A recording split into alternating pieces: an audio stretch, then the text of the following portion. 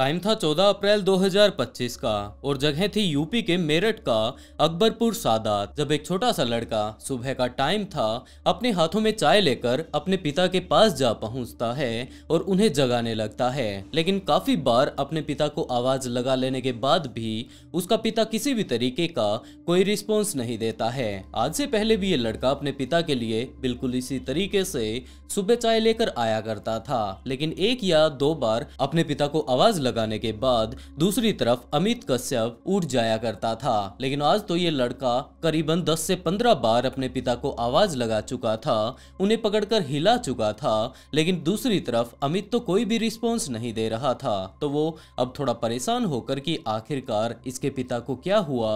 वो लड़का काफी ज्यादा छोटा था, उसे ज्यादा ज्ञान इस चीज का नहीं था, तो वो वापिस अपनी माँ के पास जाता है और बताने लगता है कि उसके पिता तो चाय पीने के लिए उठ ही नहीं रहे हैं। तो दूसरी तरफ अमित की पत्नी रविता उसके पास आ पहुंचती है, उसे जगाने की कोशिश करती है, लेकिन वो नहीं उठता है। तो अब उसे थोड़ा डर तो लगने लगा था, तो वो वापस बाहर जाकर अपने आस पड़ोस में जितने भी लोग थे उन्हें बुलाकर लाने लगती है कि पता नहीं उनके शरीर में कोई हलचल ही नहीं हो रही है, चलकर जरा वो लोग चेक करें। तो इसके पड़ोसी जब इसके घर पर पहुंचते हैं और यहाँ पर आकर जो सबसे पहले तो उसने चादर इस टाइम ओढ़ रखी थी, उस चादर को दूर हटाया जाता है और इसी टाइम उनके गांव वालों ने देखा कि यहाँ पर अमित के बिल्कुल पास ही एक सांप बैठा हुआ है। ये सांप देखने में काफी ज्यादा खतरनाक लग रहा है और जैसा कि अब अमित रिस्पॉन्स तो दे नहीं रहा है, तो जरूर इस सांप ने इसे काट लिया होगा। तो इनके गांव के कुछ एक लोग तो यहाँ पास के एक दूसरे गांव में मौजूद सपेरे को बुलाने के लिए चले जाते हैं, क्योंकि ये सांप देखने में बहुत ज्यादा खतरनाक था और लोगों का ये कहना था कि हो सकता है अगर इसने इसे काट लिया है तो ये बाकी लोगों को भी काट ले। और दूसरी तरफ जैसे तैसे कर अमित को वहां से उठा लेने के बाद पास के हॉस्पिटल में ले जाया जाता है। जब उस डॉक्टर ने अमित का चेकअप करना शुरू किया तो उसने मना कर दिया कि मैं इसका इलाज नहीं कर सकता और आप लोग जल्द से जल्द इसे एक बड़े हॉस्पिटल में ले जाइए। और वहां पर जब उसे ले जाया जाता है, दूसरी तरफ अब तक इनके गांव में वो सपेरे भी आ चुके थे, उन्होंने आकर सांप को कब्जे में कर लिया। दूसरी तरफ अमित को इस टाइम हॉस्पिटल में पहुंचा दिया जाता है, लेकिन वहां पर जाने के बाद जब डॉक्टर्स उसका चेकअप करते हैं तो उनका ये कहना था कि ये तो अपनी जान गंवा चुका है। ये सारा ही मामला एक तरफ जब हो रहा था तो दूसरी तरफ पता नहीं किसने पुलिस के पास कॉल कर दिया और उन्होंने ये बात भी कही कि जनाब, जिस तरीके के यहाँ के हालात बने हुए हैं, आखिरी टाइम में अमित कश्यप को हॉस्पिटल पहुंचाया गया था, ये बात सोचकर कि शायद उसे सांप ने काट लिया है। ये बात तो ठीक है, लेकिन दूसरी तरफ उसके नाक में और उसके गले पर कुछ एक निशान दिखाई दे रहे थे। तो कुछ एक ऐसी ही बातें पुलिस को बता दी जाती हैं। अब पुलिस ऑफिसर्स हॉस्पिटल जा पहुंचते हैं और वहां पर जाकर जब अमित की बॉडी को वो लोग चेक करते हैं तो उसके हालातों को देखकर पुलिस को भी यही लगता है कि जरूर इस बंदे के साथ कुछ ना कुछ गलत हुआ है। तो दूसरी तरफ अब अमित के चाचा और भाई से ये बात पूछी जाती है कि हाँ, यहाँ पर आखिरी टाइम में क्या कुछ हुआ था। तो उसके चाचा ने ये बात बताई कि जनाब, हमें इस बारे में कुछ भी अंदाजा नहीं। जब सुबह सुबह ये बच्चा हमारे पास आया था, इसकी माँ यहाँ पर आई थी और इन्होंने बताया था कि आज तो अमित उठ ही नहीं रहा है। ये सारी ही बातें जैसे ही हमें पता चलती है तो हम लोग इनके घर पर जा पहुंचे थे। वहां पर जाकर हम लोगों ने जैसे ही देखा तो हमने पाया कि यहाँ पर इसके जस्ट साइड में ही एक सांप लेटा हुआ है। तब तक पुलिस ऑफिसर्स उन सपेरों से भी मिल चुके थे और उन सपेरों का ये कहना था कि हाँ जनाब, ये सांप बहुत ज्यादा खतरनाक है। काफी सारे लोगों का इस टाइम ये कहना था कि इसे तो एक नहीं जबकि 10 बार सांप के द्वारा काट लिया गया है, लेकिन जिस तरीके से कि इस सांप के हालात हैं, ये तो एक बार भी नहीं काट सकता। इसके तो दांत वगैरह तोड़ दिए गए हैं और जैसे कि आमतौर पर काफी सारे लोग सांप लेकर घूमते रहते हैं, ये तो बिल्कुल उसी तरीके का सांप है। ये किसी को कोई भी नुकसान नहीं पहुंचा सकता। और बिल्कुल इसी तरीके की कुछ एक बातें अब पुलिस के द्वारा की जा रही थी। दूसरी तरफ अमित का इस टाइम तक पोस्टमार्टम कर दिया गया था और पोस्टमार्टम रिपोर्ट में ये बात बिल्कुल साफ हो चुकी थी कि अमित ने अपनी जान सांप के काटने से नहीं, जबकि इसका तो गला दबाया गया है। इसे पहले तो पीटने की कोशिश की गई है, जिसके चलते इसे नाक पर चोट लगी और उसके बाद इसका गला दबाकर इसे मार दिया गया था। तो अब ये सारा का सारा कांड इनके घर पर हुआ था, तो इसके बारे में अच्छे से तो रविता ही बता सकती थी। तो पुलिस ने रविता से पूछताछ की, लेकिन रविता ने इनकार कर दिया कि जनाब, मुझे तो कुछ पता ही नहीं। नहीं, हम लोग बड़े ही आराम से रात को सो गए थे, लेकिन उसके बाद जो कुछ भी हुआ उसके बारे में मुझे नहीं पता। तो पुलिस ने इनके गांव वालों से ही पूछताछ करनी शुरू की और उसी टाइम एक अमरदीप नाम के लड़के का भी नाम सामने आता है। पुलिस वाले ये बात पूछने लगते हैं कि अब ये कौन है। तो गांव वालों का ये कहना था कि ये वो लड़का है जिसके साथ की काफी सारे गांव वालों का ये कहना है कि रविता का इससे चक्कर चल रहा है। और इसी बात को लेकर अमित काफी दिनों से अपने पत्नी से गुस्सा भी था। आखिरी टाइम में ये सब यहाँ पर हुआ है। एक बिना दांत का यहाँ पर इसके पास सांप मिला है। तो ये सारा की सारी बातें एक ही तरफ इशारा कर रही हैं कि इसे तो आखिरी टाइम में सांप ने काट लिया और इसकी तो किसी के साथ कोई मशक्कत भी नहीं हुई। तो पुलिस ऑफिसर्स अब रविता को अपने साथ लेते हैं और उसके बाद थोड़ा सख्ताई से उससे पूछताछ करनी शुरू करते हैं। और उसके बाद उसने काफी सारी बातें अपने पति के बारे में, खुद के बारे में और दूसरी तरफ अपने प्रेमी अमरदीप के बारे में पुलिस वालों को बतानी शुरू की। अमरदीप के बारे में जैसे ही कुछ एक एविडेंस पुलिस के हाथ लगते हैं तो पुलिस ने अमरदीप को भी गिरफ्तार कर लिया। और अब इन दोनों से ही जब सख्ताई से पूछताछ की जाती है तो एक काफी ज्यादा खौफनाक कहानी सामने आती है। ये बात पता चलती है कि अमित कश्यप और अमरदीप एक साथ ही काम किया करते थे। ये लोग टाइल लगाने का काम किया करते थे और इन्हीं सारे कामों के चलते कभी कभार अमरदीप अमित के घर पर आ जाया करता था। इसके साथ काफी अच्छे से बना करती थी।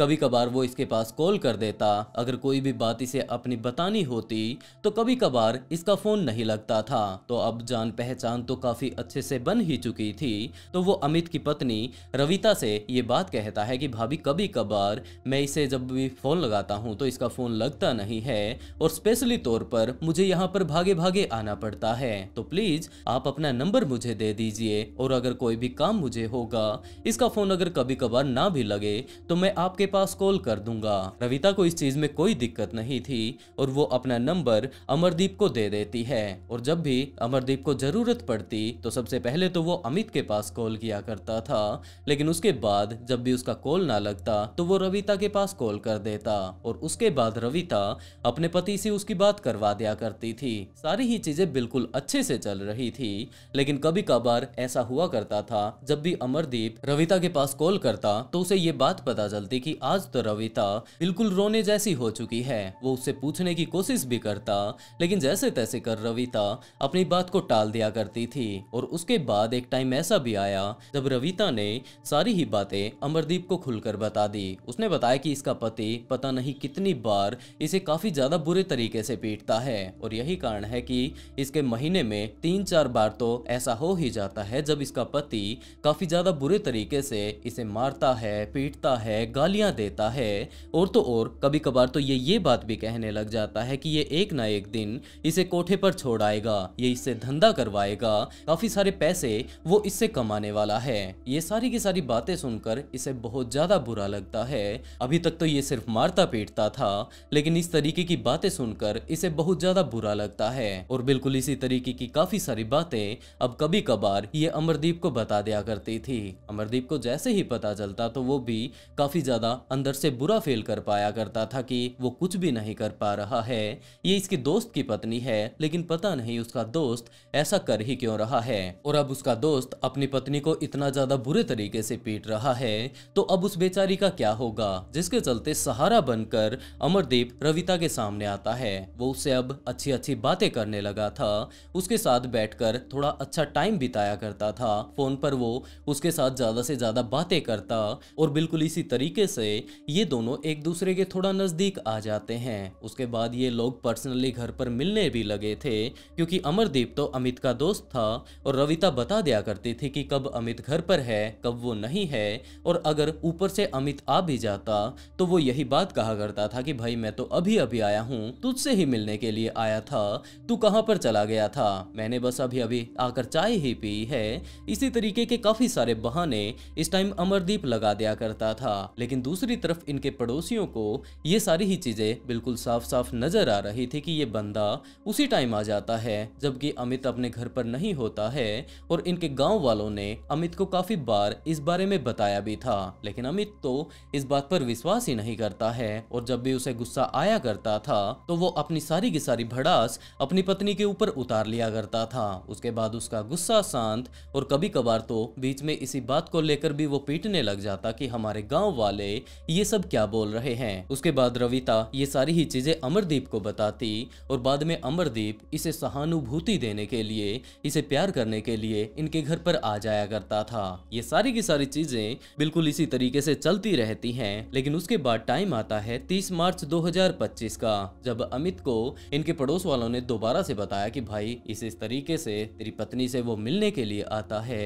आखिरकार ऐसा कैसे हो सकता है? आज से पहले तो वो तभी आया करता था जब तुम घर पर हुआ करते थे, लेकिन ये सारे के सारे कोइंसिडेंस अभी क्यों घट रहे हैं कि तुम घर पर नहीं होते हो, वो पीछे से आ जाता है। और जैसा कि तुम बताते हो कि वो तो अभी कुछ एक देर पहले ही आया था, लेकिन हम लोग तो काफी अच्छे से जानते हैं क्योंकि यहाँ पर उसे देखने वाला कोई एक बंदा नहीं जबकि काफी सारे थे। और उसके बाद टाइम आता है 30 मार्च 2025 का, तो टाइम से अपने घर पर आ जाता है और यहाँ पर आने के बाद उसने कोई नॉर्मल चीज नहीं देखी, जबकि अपनी पत्नी को अपने दोस्त के साथ कुछ ऐसी कंडीशन में देख लिया जिसके बारे में कि उसने कभी सोचा भी नहीं था। और उसके बाद उसे अपने दोस्त के ऊपर, अपनी पत्नी के ऊपर इतना ज्यादा गुस्सा आता है कि वो खुद के ऊपर कंट्रोल नहीं रख पाता और वहीं पर साइड में रखे हुए एक तेज धारदार हथियार से वो अपने दोस्त के ऊपर हमला कर देता है। अमरदीप अपने आप को बचाने के लिए सबसे पहले तो अपना हाथ आगे अड़ा देता है और उसके हाथ के ऊपर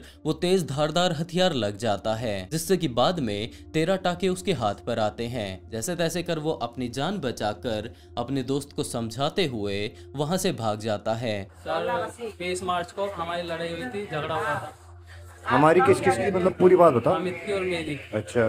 उसी दौरान उसने मेरा हाथ काट दिया था, ये जहाँ पर 13 टन के आए थे। उसी वक्त फिर उसने कुछ दिन बाद मेरे पीछे 4-5 लड़के लगा दिए थे, जो कि मुझे रास्ते में देखते थे और एक दो लड़का घर भी गया था मुझे बुलाने के लिए। फिर कुछ दिन बाद फिर कुछ बात सामने आई कि मारना को फिर से कह रहा है। रवि तो मारपीट करी थी उसके, फिर यानी ऐसे कह रहा था कि काट दूंगा, उसे भी काट दूंगा।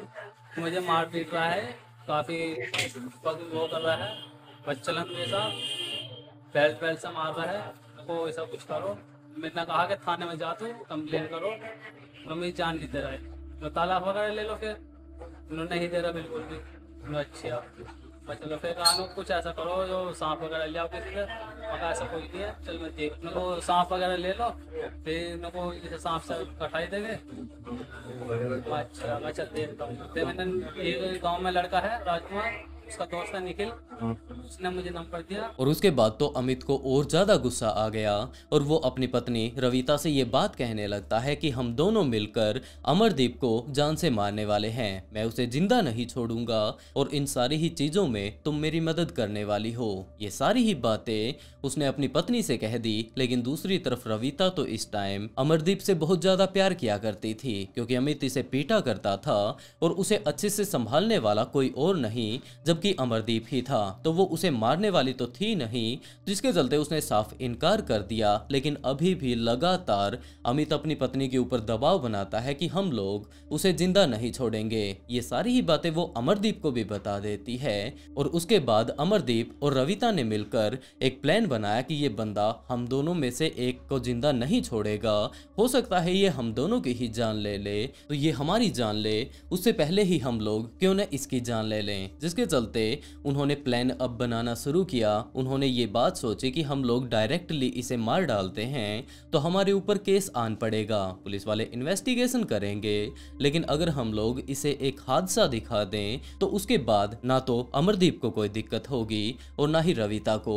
और उसके बाद ये दोनों आपस में शादी कर लेंगे। वैसे भी रविता इस टाइम अमित से बहुत ज्यादा तंग आ चुकी है जिस तरीके की ये इससे बातें करता है। तो अब उन दोनों ने ही मिलकर ये बात सोचनी शुरू की कि आखिरकार हम लोग इसे ठिकाने कैसे लगा सकते हैं। और इसी टाइम उन्होंने काफी सारी जब वीडियो देख ली थी तो उनके दिमाग में ये बात आई कि अगर एक जहरीला सांप इसके पास हम लोग छोड़ देते हैं, वैसे तो ये हमारे काबू में नहीं आएगा, लेकिन अगर हम लोग इसे मार लेने के बाद इसके पास एक जहरीला सांप छोड़ देते हैं तो सारी की सारी चीजें फिट हो जाएंगी। किसी को अंदाजा ही नहीं होगा कि आखिरकार इसने अपनी जान कैसे गंवाई है और उसके बाद तो इसका अंतिम संस्कार कर ही दिया जाए। जाएगा, जिसके चलते अमरदीप अपने दूसरे गांव के एक दोस्त से पूछने लगता है कि भाई मुझे एक सांप चाहिए। उसके उस दोस्त ने उसके लिए सांप का जुगाड़ करवा भी दिया, लेकिन उसे कोई अंदाजा नहीं था कि जोन सा सांप वो उसे दिलवा रहा है, पहले ही उसने उसे बोल दिया था कि सांप जहरीला होना चाहिए।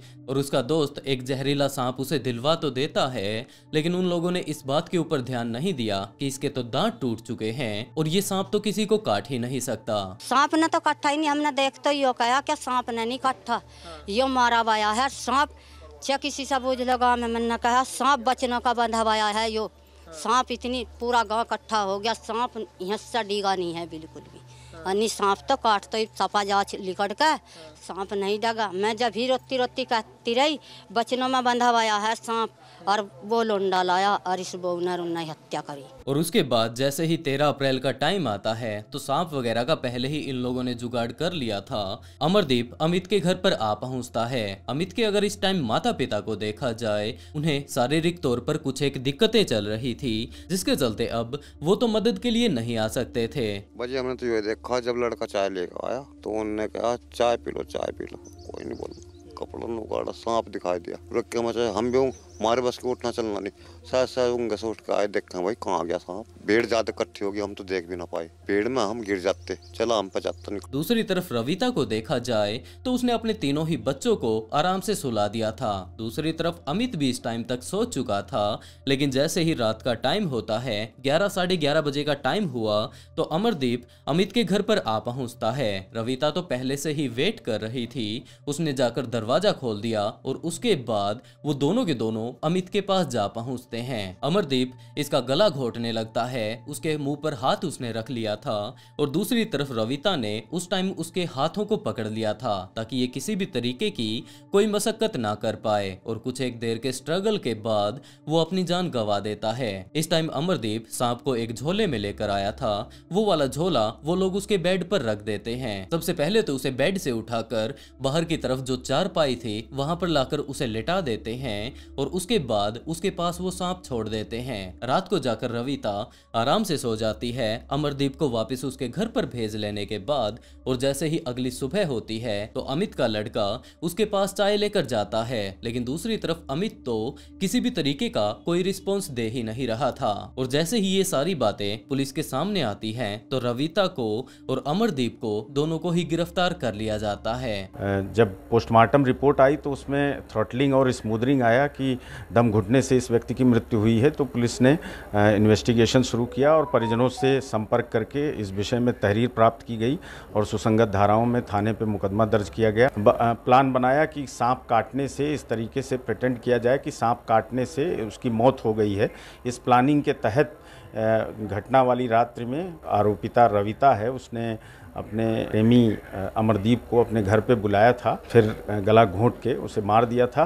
सांप की व्यवस्था चूंकि पहले से की गई थी, सांप को उसी चारपाई पे डाल दिया गया था और उससे उसको दबा दिया गया था। और अभी भी पुलिस ऑफिसर्स तरह तरह की इनसे इन्वेस्टिगेशन कर रहे हैं कि क्या यही सारा मामला था या फिर इसके अलावा तुम लोगों ने इस प्लान को और भी तरीके से अंजाम दिया था, क्या कोई और भी पहलू ऐसा छिपा हुआ है जो कि अभी तक किसी को नहीं पता है। वैसे दोस्तों, अगर इस केस में देखा जाए तो यहाँ पर जिस तरीके से कि अमित की पत्नी बता रही है तो गलत तो अमित भी कर रहा था। उसे इस तरीके से अपनी पार्टनर के साथ बर्ताव नहीं करना चाहिए था। वो उसकी लाइफ पार्टनर है, उसकी पत्नी है, उसके लिए वो अपना घर परिवार छोड़कर इसके घर पर आई थी, यहाँ पर आकर सारी ही चीजों को मैनेज कर रही थी, तो वो अपनी पत्नी के बारे में ऐसा कैसे बोल सकता है। और दूसरी तरफ रविता और अमरदीप के बारे में देखा जाए तो सही तो इन्होंने भी नहीं किया, क्योंकि अगर वो इतनी ही तंग अपने पति से थी तो वो उससे तलाक ले सकती थी। वो उससे तलाक लेकर हमेशा हमेशा के लिए अलग हो सकती थी, क्योंकि अब अमित के परिवार में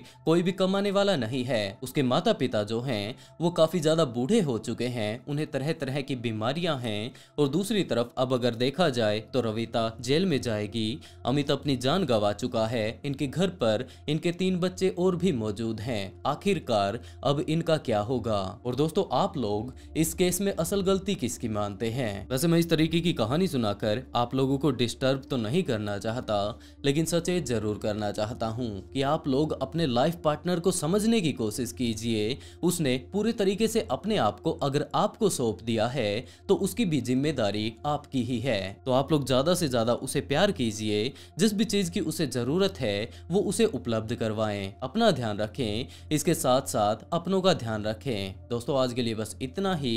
अगर स्टोरी सुनाने का तरीका अगर पसंद आया हो तो वीडियो को लाइक कर ऑफबीट पॉडकास्ट को सब्सक्राइब जरूर कर लें, क्योंकि इसी तरीके के काफी सारे ट्विस्टेड केस मैं यहाँ पर लेकर आता रहता हूँ। और इसी के साथ दोस्तों आज का शाउट आउट अनुष्का काली को, and write a beautiful comment to get a shout out in next video. बहुत जल्द मिलते हैं एक और नए ट्विस्टेड केस के साथ।